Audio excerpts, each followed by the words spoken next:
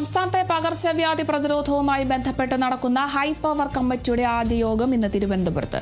ആരോഗ്യമന്ത്രി കെ മുരളീധരൻ ആദ്യ യോഗം ഉദ്ഘാടനം ചെയ്യും. ഹൈപവർ കമ്മിറ്റി അംഗങ്ങൾ, ഉന്നത ഉദ്യോഗസ്ഥർ, ജില്ലയിൽ നിന്നുള്ള MLA-മാർ തുടങ്ങിയവർ യോഗത്തിൽ പങ്കെടുക്കും. പകർച്ചവ്യാധി പ്രതിരോധം, തയ്യാറെടുപ്പ്, നിരീക്ഷണം, ചികിത്സ, ഏകോപനം എന്നിവ ശക്തിപ്പെടുത്തുന്നതിനാണ് യോഗം ചേരുന്നത്.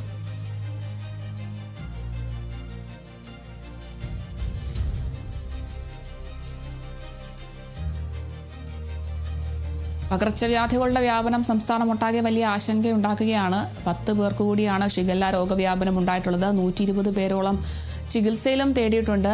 പക്ഷേ എന്നിരുന്നാലും അതേസമയം തന്നെ ഈ ഒരു മലേറിയ, ഡെങ്കിപ്പനി, എലിപ്പനി എന്നിവയുടെ വ്യാപനവും ഒരു ഭാഗത്ത് കൂടുന്നുണ്ട്.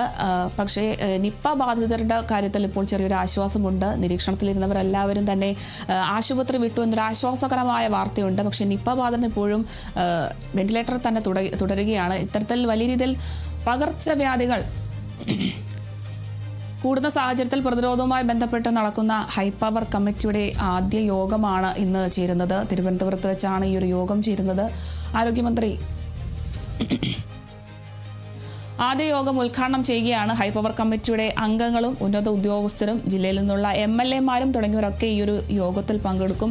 ഓരോ ജില്ലകളിലും നടത്തിയ ജാഗ്രതാ നിർദ്ദേശങ്ങളും നടപടിക്രമങ്ങളും ഒക്കെ ഇന്നത്തെ ഈ ഒരു യോഗത്തിൽ ചർച്ച ചെയ്യാൻ സാധ്യതയുണ്ട്. ഒപ്പം തന്നെ പകർച്ചവ്യാധി പ്രതിരോധം, അതിനു വേണ്ടിയിട്ടുള്ള തയ്യാറെടുപ്പുകൾ, നിരീക്ഷണം, ചികിത്സ, ഏകോപനം ഇതൊക്കെ ശക്തിപ്പെടുത്തുന്നതിന് വേണ്ടിയിട്ടാണ് ഇന്ന് യോഗം ചേരുന്നത്. എന്തായാലും യോഗത്തിന് ശേഷം ആരോഗ്യമന്ത്രി കെ മുരളീധരൻ ഉദ്ഘാടനം ചെയ്തതിന് ശേഷം ചർച്ചകളിലേക്ക് കടക്കും.